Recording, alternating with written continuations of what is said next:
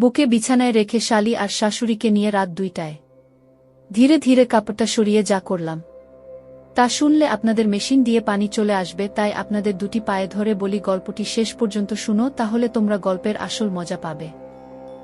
Masters complete করে সবেমাত্র একটা এনজিওতে জয়েন করেছি। বাড়ি থেকে মা বাবার পেরাপেরিতে বিয়ে করতে হলো। মা বাবাই পছন্দ করে রেখেছে বউকে, আর পছন্দ করবেই না কেন? অমন অনিন্দ সুন্দরী মেয়ে কজন আছে। আমি শুধু দেখলাম আর বিয়ে করলাম। আমার বউ সবেমাত্র ক্লাস 10-এ পড়ে, বয়স 1-5 হবে। খুবই সুন্দরী মেয়ে, ইন্ডিয়ান নায়িকা মাধুরীর মতো সুন্দরী। আমাদের পাশের থানার শহরেই ওদের বাড়ি।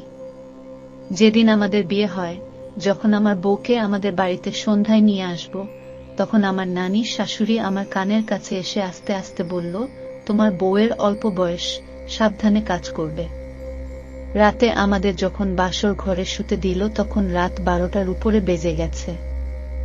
লাল কাতান শাড়িতে আমার বালিকা বউকে অসম্ভব সুন্দরী লাগছিল। আমার বউ যখন আমার পাশে এসে শুল, তখন তার মুখের আলপনা, সুন্দর চোখের চাহনি, নিষ্পাপ অবয়ব আমাকে দারুণ মুগ্ধ করে তুলেছিল। আমি অবাক বিস্ময়ে ওকে শুধু দেখছিলাম। বাসর ঘরে আমার নব বধূর সাথে কিছু মধুর আলাপ করার চেষ্টা করলাম। কথা বলতে না বলতেই দেখলাম আমার বউ ঘুমিয়ে গেছে, একেবারে গভীর ঘুম। আমি ওকে আর জাগালাম না, শুধু ওর বুকের উপর হাত রেখে আমি ঘুমাবার চেষ্টা করলাম। আমাদের বাসর রাতে আর কোনো কিছু হলো না। ঘুম ভাঙার পর দেখলাম সকাল হয়ে গেছে। দ্বিতীয় রাতে আমি আমার বউয়ের কাপড় খুললাম, শরীরে হাত দিলাম, আলো জেলে দেখলাম সবকিছু একদম দেবীমূর্তির মতো দেখতে ওর শরীর। বুঝতে পারলাম একদম কুমারী, এখনো ওর কুমারী সতীত্ব উন্মোচন হয়নি। আমি ওকে বললাম কাছে আসতে, ও ভয় পেল। আমি আর জোর করলাম না। ওর হাত টেনে এনে আমার ওইটা ধরাবার চেষ্টা করলাম, দেখলাম এটাতেও কোনো আগ্রহ নেই। দ্বিতীয় রাত এমনি করেই কেটে গেল। তৃতীয় রাতে আমার বউকে অ্যাকসেপ্ট করে নিলাম, আর আমার বউকে অনেক রকম ভাবে গরম করার চেষ্টা করলাম। আমি উত্তেজিত হয়ে সমস্ত নিয়ন্ত্রণ হারাবার চেষ্টা করলাম। দেখলাম বউ ভয়ে কাঁপছে, এক পর্যায়ে কেঁদে দিল। আমি আর কোনো কিছু করলাম না।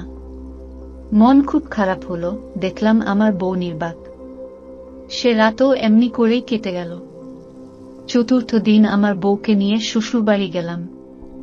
বাড়ির সবাই আমাদের দেখে খুশি হলো। আমার শ্বশুর বাড়িতে শ্বশুর, শাশুড়ি, একটা শ্যালিকা ছাড়া আর কেউ নেই, আর যে একজন আছে তিনি আমার নানির শাশুড়ি। বিকালে নানির শাশুড়ি এসে বলল, আমি সামিয়ার কাছ থেকে সব শুনেছি, আমার বউয়ের নাম সামিয়া। তোমাদের এখনো কিছুই হয়নি। আমি সামিয়াকে বুঝিয়েছি। দেখ আজ রাতে কি করে। নানি হাসতে হাসতে বলল, আমার যৌবন থাকলে প্রক্সি দিতাম। রাতে আমি বিছানায় শুয়ে আছি, সামিয়ার আসতে দেরি হচ্ছে, বোঝা গেল ও আসতে চাচ্ছে না আমার রুমে। দেখলাম আমার শাশুড়ি ওকে অনেকটা জোর করে আমার রুমে নিয়ে এলো। সামিয়া খাটে বসল, আমার শাশুড়িও বসল। শাশুড়ি আমাকে বোঝালো, তুমি কিছু মনে করো না, ও ছোট মানুষ, আস্তে আস্তে সব ঠিক হয়ে যাবে। রাতে বিছানায় শুয়ে আমার বউকে কাছে টানলাম, গল্প করলাম, আদর করলাম। এবারও আমার সমস্ত নিমন্ত্রণ হারিয়ে ফেললাম। দেখলাম ওর কোনো প্রতিক্রিয়া পেলাম না। আমি জোর করাই ও উঠে বসে গুমড়িয়ে গুমড়িয়ে কাঁদছে। আমার খুব মন খারাপ হলো। ওর কান্না শুনে আমার শাশুড়ি উঠে এলো, দরজা নক করল। আমি দরজা খুলে দিলাম। বিছানায় এসে কাত হয়ে শুয়ে পড়লাম। আমি বুঝতে পারলাম আমার শাশুড়ি আমার বউয়ের সবকিছু দেখল, আস্তে আস্তে বোঝালো, এসব কিছু না, ভয়ের কিছু নেই। শ্বশুর বাড়িতে আরো 2 দিন ছিলাম, কিন্তু আমার বউয়ের সাথে কোনো কিছু হল না। ছুটি শেষ হয়ে গেল, আমি কর্মস্থানে চলে এলাম। ঢাকার মোহাম্মদপুরে ছোট 2 রুমের বাসা নিলাম। 1 মাস পর শ্বশুর বাড়িতে চিঠি লিখলাম বউকে নিয়ে আসার জন্য। সেদিন ছিল বন্ধের দিন। আমার বউকে আমার শ্বশুর শাশুড়ি নিয়ে আসে। শ্বশুর রেলওয়ে স্টেশন মাস্টার, একদিন পরে সে চলে গেল। বলে গেল সপ্তাহানেক পরে শাশুড়ি এবং শালিকাকে নিয়ে যাবে। বাসায় প্রথম রাতে আমার বউকে সহবাস করার চেষ্টা করলাম, দেখলাম ওর মধ্যে ভীতি এখনো কাটেনি। আমি একটু রাগারাগি করলাম, তারপরেও আমার বউ সহবাসের ব্যাপারে নির্বিকার। কোনো ইচ্ছা নেই, কোনো আগ্রহ নেই। এমন হলে কি আর বিয়ের ওসব মজা পাওয়া যায়? আমার শ্যালিকা রিমি আমার বউয়ের 1 বছরের ছোট, ক্লাস 9-এ পড়ে। রিমিও আমার বউয়ের মতো সুন্দরী, সুন্দর চেহারা। দুলাভাই হিসাবে আমাকে খুব পছন্দ করে। আমার বউ আমার কাছে যে মেলামেশা করে না, এটা রিমিও জানে। রিমি ওর বোনকে এই ব্যাপারে বুঝিয়েছে অনেক, কিন্তু আমার বউয়ের আসলেই এখনো ওসবের ব্যাপারে ডিমান্ড নেই। সেদিন রাতে আমার বউ আমার কাছে আর এলো না। আমি খুব করে ডাকলাম, তারপরেও এলো না, আমার শাশুড়ির কাছে শুয়ে থাকলো। আমি রাগ করলাম, তবুও এলো না। আমি বিছানায় শুয়ে আছি, এমন সময় রিমি এলো। বলল, আম্মু আমাকে আপনার কাছে পাঠিয়ে দিল গল্প করার জন্য। আমি রিমিকে আমার পাশে শোয়ালাম, কম্বলের মধ্যে নিয়ে ওকে জড়িয়ে ওর সাথে গল্প করতে থাকলাম।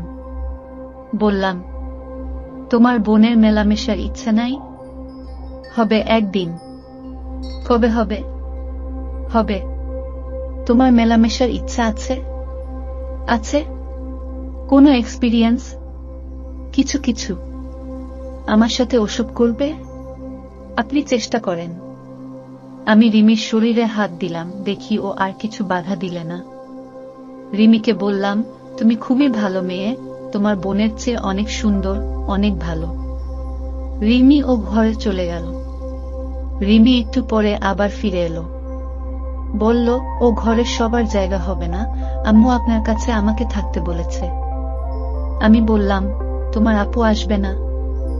ও বলল না। রিমি আমার কাছে শুয়ে পড়ল, আর দুজনেই ঘুমিয়ে পড়লাম। যখন ঘুম ভাঙল তখন দেখলাম সকাল, ঘরময় আলো। রিমি আমার কাছে শুয়ে। আমি ওকে জড়িয়ে ধরলাম, ওর ঘুম ভেঙে গেল। আমি রিমিকে আবারও সারপ্রাইজ দিলাম গভীরভাবে, রিমিও খুব রেসপন্স করল। আমি রিমিকে বললাম, তুমি কি আমার সমস্ত ইচ্ছা পূরণ করবে? রিমির ও নীরব সম্মতি দেখলাম। আর আমরা দুজন নিয়ন্ত্রণ হারিয়ে ফেললাম। ভেসে গেলাম এক অজানা শহরে। আমার শাশুড়ি কখন রুমে ঢুকেছিল জানি না। পিছন ফিরে দেখি আমার শাশুড়ি অন্য রুমে চলে যাচ্ছে। আমি তাড়াতাড়ি আমার সমস্ত কাজ শেষ করে নিলাম। আমি রিমিকে বললাম, আম্মা সব দেখে ফেলেছে। রিমি কোনো কথা বলল না, উঠে ও ঘরে চলে গেল। বিকালে অফিস থেকে বাসায় ফিরলাম, রাতে খাওয়া দাওয়া করলাম। আমার বউ এমনি খুব লক্ষ্মী, ঘরের কাজে নতুন সংসার পেয়ে খুব খুশি। রান্না বান্না, আদর যত্ন করে খাওয়ানো সবই সুন্দর করে। রাতে দেখলাম আমার বউ আমার কাছে শুতে এলো।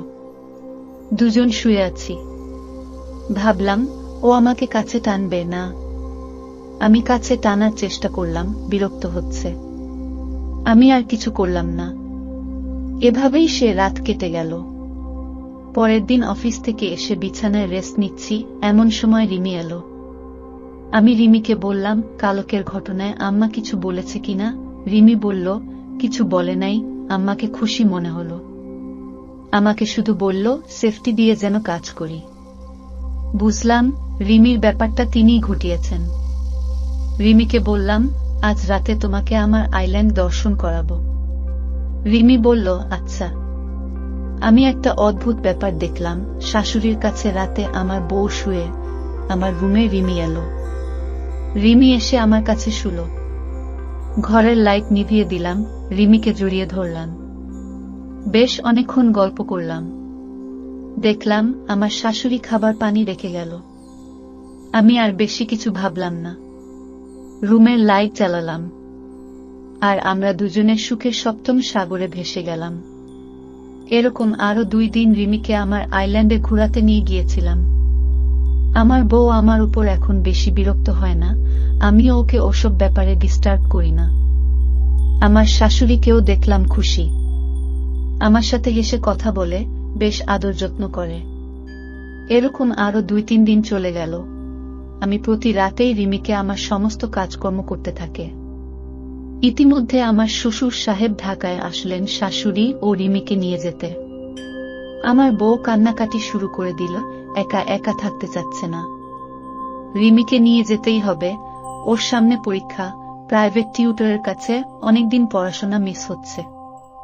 সিদ্ধান্ত হলো আমার শাশুড়ি আরো কিছুদিন আমাদের কাছে থাকবে, তারপর আমি আমার শাশুড়ি ও বউকে নিয়ে যেয়ে রেখে আসব। রিমি চলে গেল, খুব মন খারাপ লাগল। অফিসে যেও ভালো লাগে না, রিমিকে নিয়ে কয়েকদিন ভালোই ছিলাম। অফিস থেকে বেশ তাড়াতাড়ি বাসায় চলে এলাম। বাসা কেমন যেন খালি খালি লাগে। সবকিছু আছে, শুধু রিমি নেই। রাতে খেয়ে বিছানায় শুয়ে পড়লাম, আমার শাশুড়ি বউকে কাছে দিয়ে গেল। আমরা দুজন বিছানায় শুয়ে আছি। আমি আমার বউয়ের সাথে গল্প করছি। ওকে কাছে টেনে এনে আদর করলাম, আরো অনেক কিছু করলাম। বললাম কাছে আসবে। বউ বলল আজ না, আমাকে কয়েক মাস সময় দাও, আমি নিজেকে প্রস্তুত করে নিই। আমার রাগ হলো, জোর করার চেষ্টা করলাম, বউ আরো রেগে গেল। আমিও রাগারাগি করলাম। বউ বিছানা থেকে উঠে পাশের ঘরে চলে গেল। সেই রাতে আমি একা একাই থাকলাম, কখন ঘুমিয়ে গেছি জানি না। পরের দিন অফিসে বেশ কাজ ছিল, এনজিও ব্যুরো থেকে অডিট টিম এসেছে। খাতাপত্র, রেজিস্টার, হিসাব নিকাশ সব আপ টু ডেট করতে হলো। বাসায় আসতে আসতে রাত 11:30 বেজে গেল। বাসায় এসে দেখি আমার বউ ঘুমিয়ে গেছে, আমাদের রুমে নয়, শাশুড়ি যে রুমে থাকে সেই রুমে। আমার বউ ঘুমিয়ে গেলে আর সহজে জাগানো যায় না, বিরক্ত হয়। আমি আমার রুমে ঢুকে কাপড় চেঞ্জ করলাম। কাপড় চেঞ্জ করে আমার রুমে আমি বসে আছি, দেখলাম শাশুড়ি খাবার নিয়ে এলো। আমি খেতে বসলাম। আমার শাশুড়ির সাজসজ্জায় আজকে বেশ পরিবর্তন লক্ষ্য করলাম। খুব সুন্দর একটি জর্জেট শাড়ি পরেছে, টাইট ফিট ব্লাউজ, পাতলা শাড়ির ভিতর দিয়ে উপরের অংশ স্পষ্ট দেখা যায়। নাভির বেশ নিচে শাড়ি পরেছে। মুখে হালকা মেকআপ করেছে, ঠোঁটেও লিপস্টিক মাখা। মাথার চুলগুলো কালো, ঘাড়ের উপর খোলা। আমি খাবার শেষ করে বিছানায় হেলান দিয়ে শুয়ে পড়লাম। সবকিছু গুছিয়ে আমার শাশুড়ি আমার কাছে এসে বসল। আমার বউ সম্পর্কে বলল, ও আস্তে আস্তে ঠিক হয়ে যাবে, তুমি এসবে কোনো অসুবিধা মনে করো না। আমি বেশি কথা বললাম না। আমার শাশুড়ি আমার পাশে চুপচাপ বসে আছে, আমি কি বলবো ভেবে পাচ্ছি না। শাশুড়ি বলল, আমি কি কিছুক্ষণ তোমার কাছে থাকব? বললাম, থাকেন। আমি বললাম, সামিয়া কি এখন আমার কাছে এসে শোবে না? শাশুড়ি বলল, ও তো গভীর ঘুমে। ঘুমোবার আগে ও বলছিল আজকে তোমার কাছে শোবে না। আমি শাশুড়ির একটা হাত ধরে বললাম, আমার কিছু ভালো লাগছে না। শাশুড়ি আমার দিকে আরো একটু ঝুঁকে পড়ে আমার মাথায় হাত বুলালো। আমার শাশুড়ি দেখতে একদম যুবতী, বয়স কত হবে? 3-5-3-6।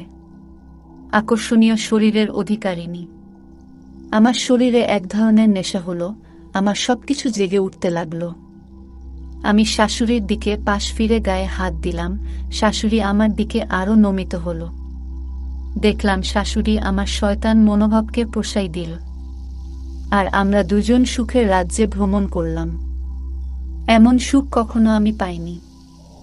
শাশুড়িও আবেগে বলছিল, যতদিন সামিয়া ঠিক না হয় ততদিন তুমি আমাকে ওই সুখের চেয়ে ভ্রমণ করাতে নিয়ে যাবে।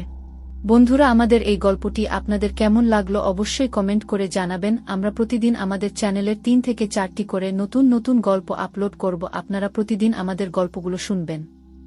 যদি আমাদের ভিডিওটি ভাল লাগে তাহলে পরবর্তী গল্পগুলো শোনার জন্য অবশ্যই আমাদের এই ভিডিওতে একটি লাইক করবেন এবং কমেন্ট করে আপনাদের বন্ধুদের মাঝে শেয়ার করে দিবেন আমাদের এই ভিডিওটি। ধন্যবাদ বন্ধুরা, সবাই ভালো থাকবেন, সুস্থ থাকবেন, আমাদের এই চ্যানেলের সাথেই থাকবেন।